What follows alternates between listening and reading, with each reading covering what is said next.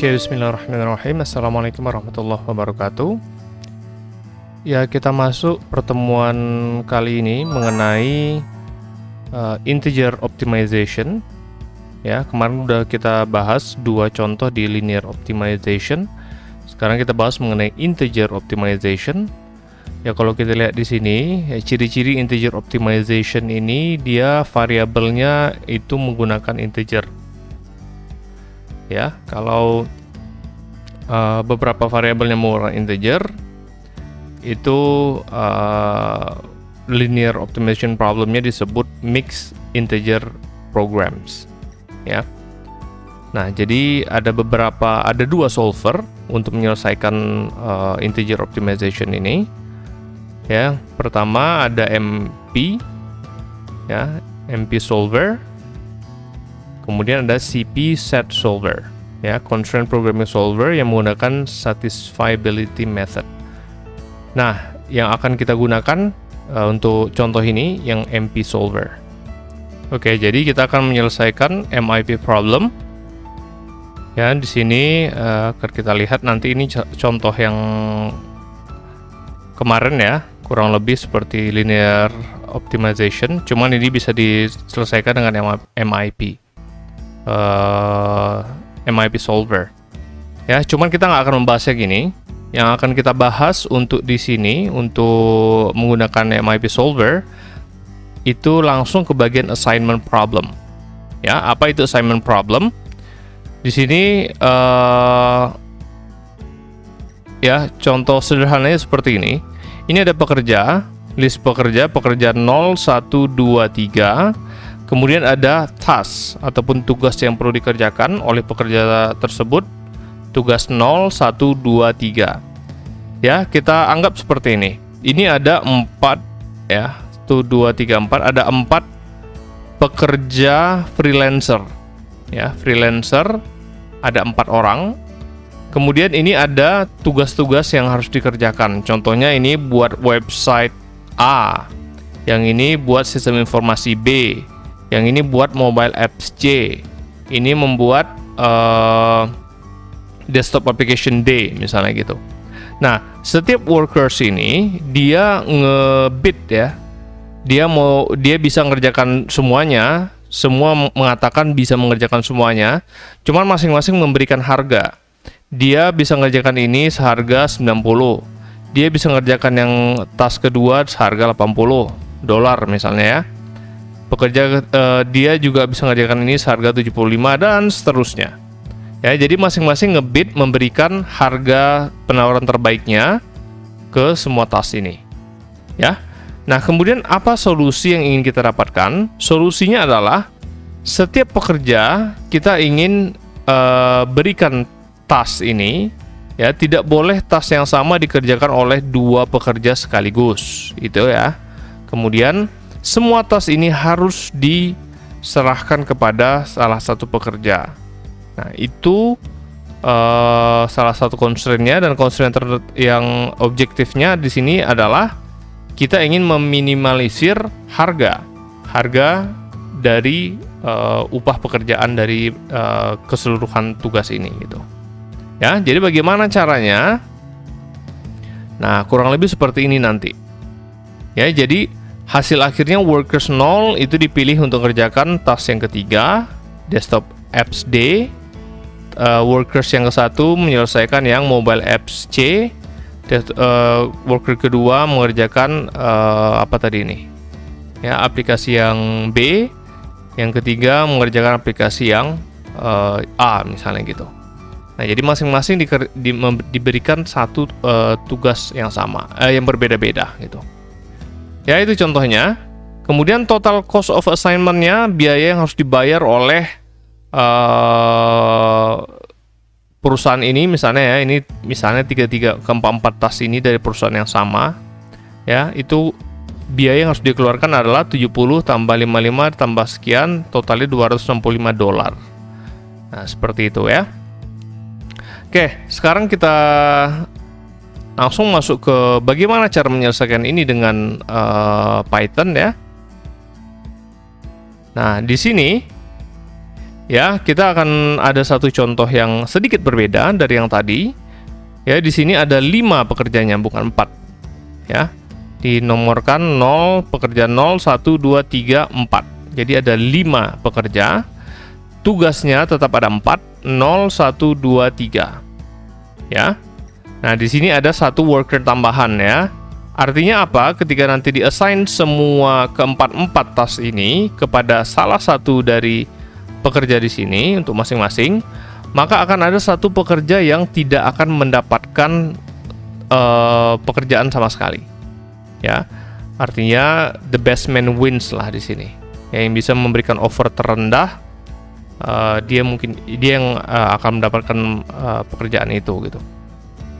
Ya, kemudian inilah biaya penawaran dari masing-masing pekerja. Dia mau ngerjakan website A sebanyak $90, tapi pekerja yang kedua ya ini mahal nih 125, yang ke satu karena biar dapat dibikinnya 35 gitu. Nah, dan seterusnya seperti itu. Ya, itu penawaran dari masing-masing pekerja. Nah, bagaimana cara menyelesaikan ini? Nah, kita menggunakan MIP ya. Nah, di sini langsung saja kita ke codingnya. Ya, di sini integer programming, kita menggunakan mixed integer programming solver. Nah, include-nya sama seperti yang linear. Ya, ortool linear solver import benda yang sama ini. Ya, cuman di sininya nanti yang akan berbeda solver yang akan kita import. Ya. Nah, di sini kita run. Oke. Kemudian ini datanya, data ini pemetaan dari problem yang ini tadi, tabel ini tadi ya. Jadi ada 1, 2, 3, 4, 5. Jadi ada 5 baris ya dari cost yang diberikan. Ada 5 baris yang merepresentasikan 5 pekerja dan ada 4 kolom yang merepresentasikan penawaran untuk keempat task yang ada ya, project yang ada. Nah, jadi 6 workersnya itu length dari cost ini sendiri 1, 2, 3, 4, 5. Ada 5 workers. 6 tasknya itu ada length dari cost yang ke 0 ya. Mau cost 0, cost 1, cost 2 sama aja. Yang penting dia mau menghitung jumlah ini. Berarti ada 4 tasknya. Oke, kita run ini. Kemudian kita create MIP solver dengan SCIP backend ya. Di sini kita panggil yang udah kita import tadi, .solver, create solver SCIP. Nah, seperti ini cara untuk nge-create MIP solvernya ya. Kita run. Oke, kemudian kita buat variabel. Nah, apa variabelnya di sini? Ya, variabelnya adalah xij. Nah, dalam hal ini adalah dictionary ya. Di sini ya, yang kurung kurawal seperti ini dictionary ya. Dictionary yang isinya adalah 0 ataupun 1. Dia berupa variabel yang berisi nilainya 0 ataupun 1. Ya, yang bermakna 1 jika worker yang ke I diberikan tugas J. Nah, jadi kalau worker I diberikan tugas J, maka nilai dari variabel xij adalah 1. Tapi kalau worker I tidak diberikan tugas J, maka nilainya adalah 0. Ya. Nah, di sini kita loopingkan semua pekerja for I in range 6 workers. Nah, kemudian kita loopingkan lagi for J in range 6 tasks. Nah, kemudian kita bikin xij untuk masing-masing workers dan masing-masing task. Kita bikin variabelnya solver.int variable. Nah, ini integer variable. Biasanya numvar itu bisa bilangan real ya. Range-nya dari 0 sampai tak hingga biasanya.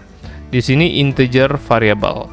Nah, integer variabelnya itu antara dari 0 sampai 1. Ya, hanya ada 2 kemungkinannya, 0 atau 1. Nah, dan dalam hal ini kita tidak memberikan dia label ya. Kalau mau berikan label boleh, silahkan. Kita run. Nah, kemudian kita define constraint-nya. Nah, ada berapa constraint? Ada 2 di sini constraint-nya. Yang pertama, setiap pekerja itu diberikan paling banyak 1 task-nya. Ya, setiap pekerja paling banyak 1 task-nya, tidak boleh lebih dari 1. Ya, dalam hal ini, ya, karena kalau kita lihat di sini ya, mana yang assignment sebelumnya. Nah, kalau kita lihat di sini, satu pekerja tidak boleh dia dapat 2 proyek gitu. Dia cuma boleh 1 maksimum. Ya. Ini dia ya.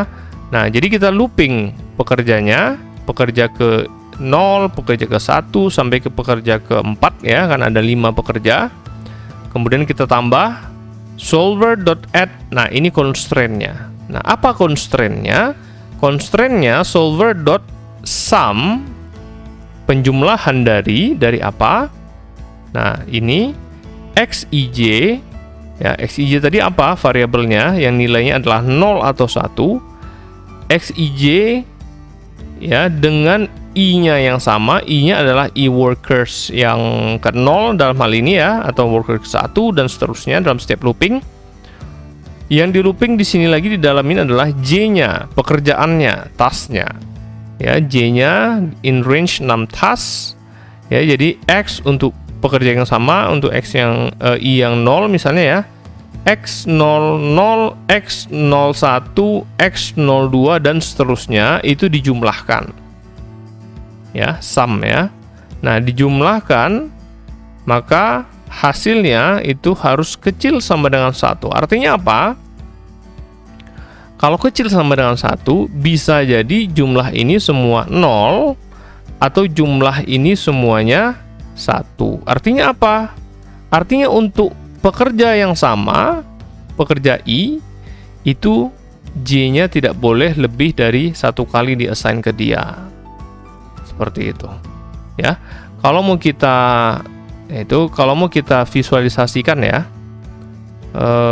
Ini sebentar kita letak di atas ya, kita visualisasikan. Ini berarti sum ini sebenarnya X, misalnya pekerja ke 0 ya.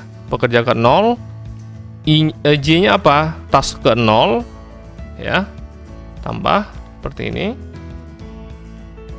Nah, ini 1, ini 2, ini 3 ya.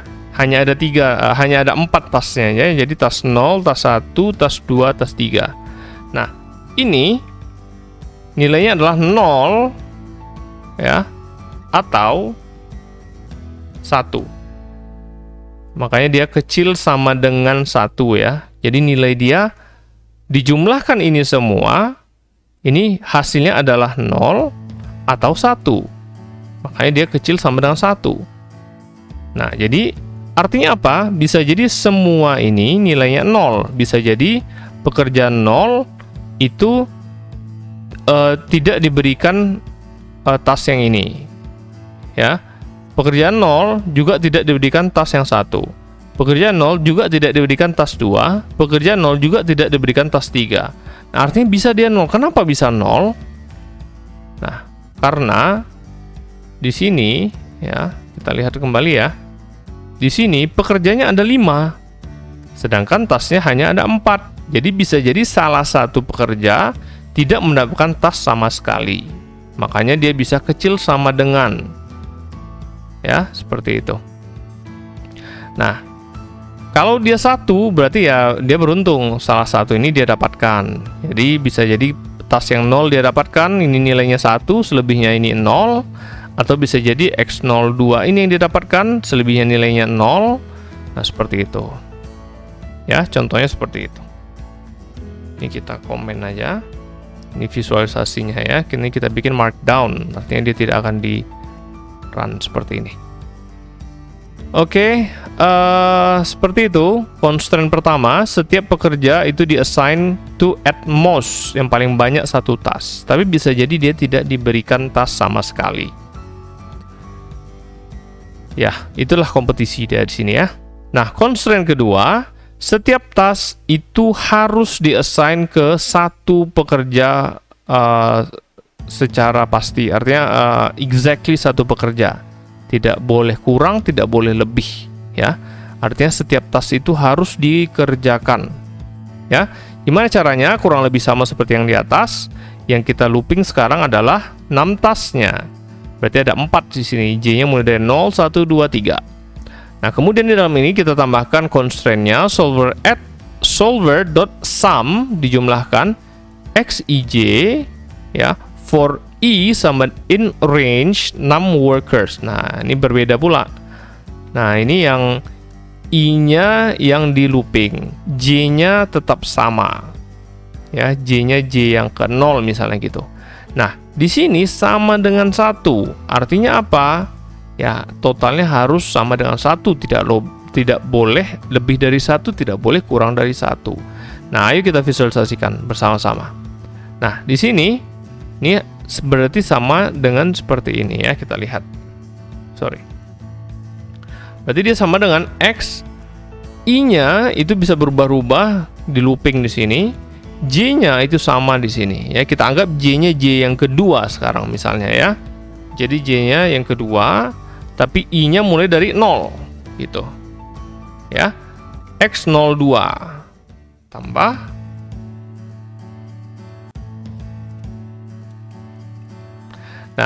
X02 ya. Kita lihat di sini yang depannya yang berubah ya. Jadi setelah I-nya 0, berikutnya adalah 1.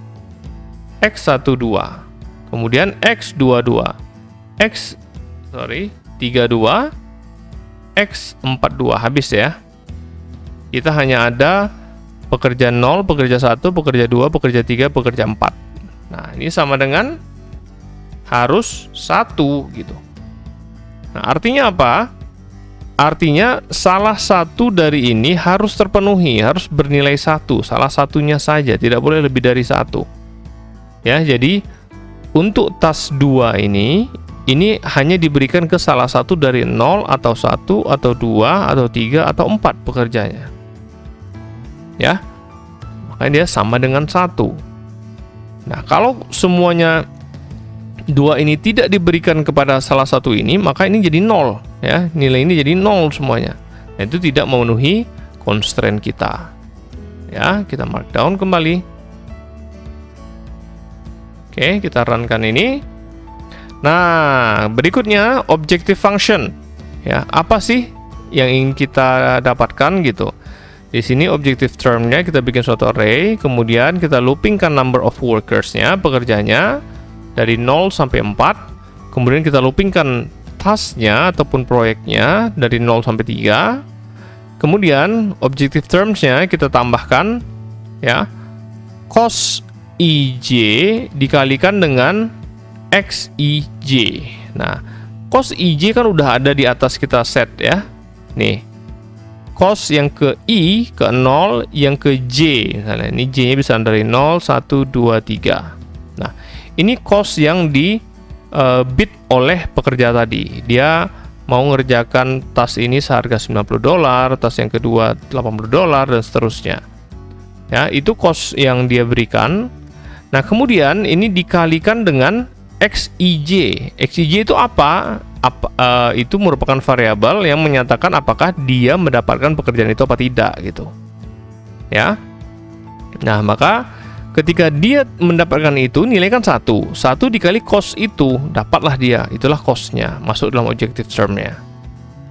Nah, kalau yang X yang lain ya, untuk pekerja yang lain misalnya, pekerja yang kedua, 2J-nya misalnya 0, X20, misalnya dia 0, berapapun biaya yang dia letak di sini, dia hasilnya akan menjadi 0 gitu. Nah ya, itu dimasukkan semua nilainya, masukkan semua di solvernya. Kemudian terakhir solver kita minimize lah jumlah dari objective terms ini. Nah, objective terms ini kan array ya. Jadi jumlah di dalam array ini itu akan kita minimize ya, sehingga kita mendapatkan biaya terendah gitu. Ya, maka ketika ini udah kita jalankan, dia akan nge-solve. Nah, tentu akan dipikirkannya sehingga nanti ini minimize, cost yang mana yang akan dipilih. Nah, ini yang akan diubah-ubahnya. Nah, jadi di situ solvernya dia mengubah ini, apakah ini 1 atau 0 berdasarkan pertimbangan dari harga ini gitu. Kalau harga totalnya terlalu tinggi, maka dia akan di-set ini menjadi 0. Karena dia berhak ngeset ini 0 atau 1 karena udah kita define di variabelnya di sini. Domainnya antara 0 atau 1 gitu. Nah, jadi solver itulah yang akan berpikir mencoba-coba ya, yang mana yang sesuai gitu. Jadi begitulah cara dia bekerja ya. Nah, setelah selesai kita solve, kita display solutionnya. Ya, solutionnya di sini if status sama dengan optimal, kalau dia optimal atau feasible ya, atau masih bisa diterima hasilnya, maka akan kita print total cost-nya solver objective.value ya, berapa value yang berhasil diminimize-nya di sini. Nah, begitu ya. Kemudian kita looping satu persatu ini untuk kita lihat yang mana yang sebenarnya diberikan tasknya, workers mana yang diberikan task yang ini gitu ya. Nah, itu kita cek. Tadi kalau dia dapat task, dia kan angkanya 1. Kalau nggak dapat, angkanya 0 ya. Jadi di sini bisa kita buat kalau dia besar dari 0,5, artinya dia 1 kan, pasti besar dari 0,5. Kenapa ini? Ini untuk toleransi floating point-nya. Ya, kalau kita bikin sama dengan 1 nanti ternyata dia berkoma gitu. Kalau berkoma dia ya nggak bisa jalan kan, 1,0 misalnya gitu ya. Nah, jadi itu untuk arithmetic-nya kita bikin aja kayak gini, simple if kayak gini. Ya, kalau dia solutionnya besar dari 0,5 berarti dia adalah 1 angkanya, maka akan di print. Ya, ingat ya, f ini seperti apa? Ya, cara kita ngeprint secara mudah ya, di Python introduction kemarin udah kita bahas. Langsung kita set sini workers yang ke I pakai kurung kurawal, worker yang ke I, pekerja I diassign task yang ke J dengan cost yang di setnya adalah cost IJ, kemudian solution value-nya adalah ini. Ya, solution value-nya apa? Kalau dia diberikan task, tentu otomatis ini 1.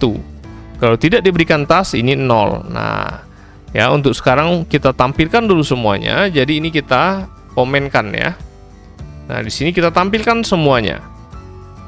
Nah, kita lihat di sini worker 0 assign to task ini cost-nya sekian, tapi solution value-nya 0. Ya, kalau solution value-nya 0 berarti dia tidak di-assign task itu gitu. Nah, artinya ini ada yang 0, ada yang 1,0, ada yang 0, ada 1,0.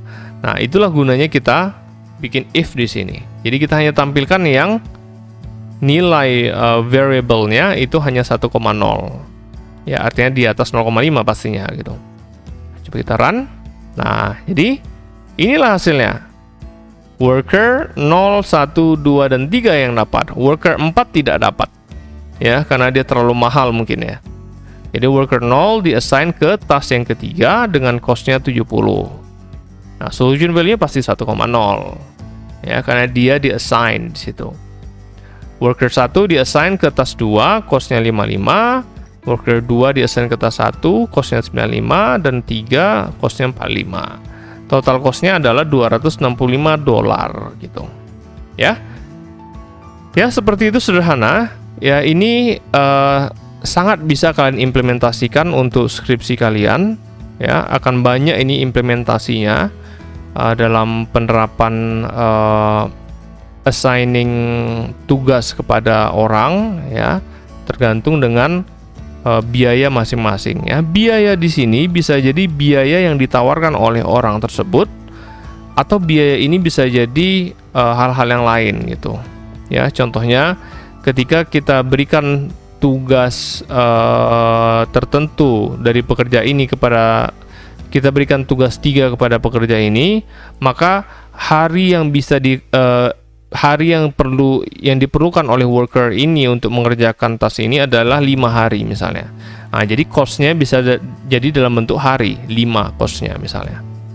Nah, worker yang ini berapa hari gitu misalnya. Nah, ini bisa kita set untuk kita lelang misalnya ya, atau lelang proyek misalnya ya, tender. Jadi bisa kita berikan untuk tender ini ke tukang misalnya, tukang konstruksi bangunan gitu. Nah, kita set pekerjaannya kecil-kecil ya. Jadi untuk kalau pekerjaan lepasan ya, jadi tukang itu bisa ngeset berapa harga yang dia set untuk masing-masing tugas gitu. Kemudian kita ambil beberapa tukang, mereka nge-send semua, nge-bid semua. Nah, nanti kita calculate tukang mana yang akan mendapatkan masing-masing tugas itu. Ya, ini bisa diimplementasikan ke banyak hal ya. Nah, itu bisa kalian pikirkan masing-masing. Dan tugas kalian, pertama kalian kerjakan ini ya, ikuti langkah-langkah yang ada di sini. Ya, nanti saya kasih juga linknya. Kemudian setelah kalian kerjakan ini, seperti biasa kalian download as HTML dan itu dikumpulkan. Yang pertama. Yang kedua, itu adalah tugas kelompok. Ya, tugas kelompoknya adalah kalian cari kasus sendiri yang bisa diselesaikan dengan assignment problem ini. Ya, silakan kalian cari kasus sendiri dengan anggotanya per kelompok 4 orang. Ya, jadi kalian cari kasus yang nyata seakan-akan kalian sedang mengerjakan skripsi kalian gitu. Ya, jadi coba difikirkan kemana mau kalian cari datanya. Ya, bisa ke perusahaan kakak kalian misalnya ya, karena ini lagi COVID ya, jadi upayakan meminimalisir datang ke tempat. Ya, bisa melalui telepon, bisa melalui WA dan sebagainya. Kalian lihat aja di sekeliling kalian apa tugas-tugas yang bisa kalian ramu menjadi suatu assignment problem yang bisa diselesaikan dengan constraint satisfaction problem, MIP solver seperti sekarang ini, integer programming ya. Nah, itu tugasnya kalian ramu sendiri, cost-nya nanti kalian ramu sendiri, kemudian nanti ini variabelnya juga kalian ramu sendiri. Ya, di sini juga nanti constraint-nya kalian juga buat sendiri. Nah, itu bisa kalian kumpulkan secara kelompok ya, hanya dikumpulkan oleh ketua kelompoknya saja. Oke, jadi kalau mau variasi dari ini bagaimana? Itu bisa. Kalau mau kalian variasikan, di sini bisa assignment with teams of workers. Nah, ini bisa jadi dia pekerjanya itu ada timnya, tim 1, tim 2, misalnya gitu. Ya, jadi artinya karena ini proyeknya misalnya besar, jadi bisa ada tim, beberapa tim. 0, 2, 4 itu jadi tim. Ya, 0, 2, 4 itu jadi tim. Ini 3 pekerja ini jadi tim. Nah, dia ngerjakan bersama-sama. Misalnya tim 2-nya adalah 135 misalnya gitu. Ya. Itu bisa kalian coba lihat-lihat ini codingnya mau kalian implementasikan. Ya, kemudian bisa juga assignment with task size. Nah, task size-nya artinya langsung task yang ini size-nya 10, task ini size-nya 7, task ini size-nya 3 misalnya. Size di sini bisa menyatakan tingkat kesulitan dari pekerjaan itu gitu. Ya, bisa jadi seperti itu. Ya, atau size itu bisa jadi berapa hari yang perlu yang diperlukan untuk mengerjakan task itu. Ya, bisa kalian baca-baca, kalian lihat-lihat yang mana yang akan mau kalian gunakan. Assignment with allowed groups. Nah, misalnya ini group workers-nya ini ya ada 3 grup. Nanti kita assign grup mana aja yang bisa ngerjakan task yang mana misalnya gitu. Nah, ya, add allowed assignment. Jadi untuk grup 1 pekerjaan mana aja yang bisa dikerjakan oleh grup 1. Pekerjaan mana yang bisa dikerjakan oleh grup kedua misalnya. Nah, itu bisa jadi contohnya kalau misalnya grup ini adalah bidang ilmu misalnya. Ya, jadi dalam konstruksi itu bisa jadi ada yang bagian plafon, ada yang bagian betonnya ya, kemudian ada yang bagian arsiteknya gitu. Jadi tim arsitek dia berkumpul untuk mengerjakan bagian yang menggambarnya, pengukuran sebagainya misalnya gitu. Jadi tim arsitek nggak bisa dia ngecor gitu, tim arsitek nggak bisa masang plafon gitu. Nah, jadi ada allowed task-nya di bawah sini ya. Bisa kita set grup 1 ini task yang dia bisa kerjakan, grup 2 ini yang bisa dia kerjakan dan sebagainya. Oke, itu kalian yang akan menentukan seperti apa kreativitas kalian mencari problem untuk kalian selesaikan, dan ini bisa jadi cikal bakal skripsi kalian nanti. Ya, di sekarang ini latihan bagaimana secara kelompok mencari permasalahan yang bisa diselesaikan dengan constraint satisfaction solver, ya. Dan juga di situ kalian bisa melihat membiasakan diri dengan permasalahan-permasalahan yang bisa diselesaikan, ya. Oke, demikian cukup sampai di sini ya materi kali ini, dan juga ini materi terakhir untuk constraint satisfaction problem. Pertemuan berikutnya kita sudah masuk ke Markov decision process, ya. Demikian tugasnya itu agak lama untuk tugas kelompok ya. Tugas yang mandirinya itu biasa dalam 1 hari, nanti akan saya set di Sepada. Oke, demikian. Terima kasih atas perhatiannya. Assalamualaikum warahmatullahi wabarakatuh.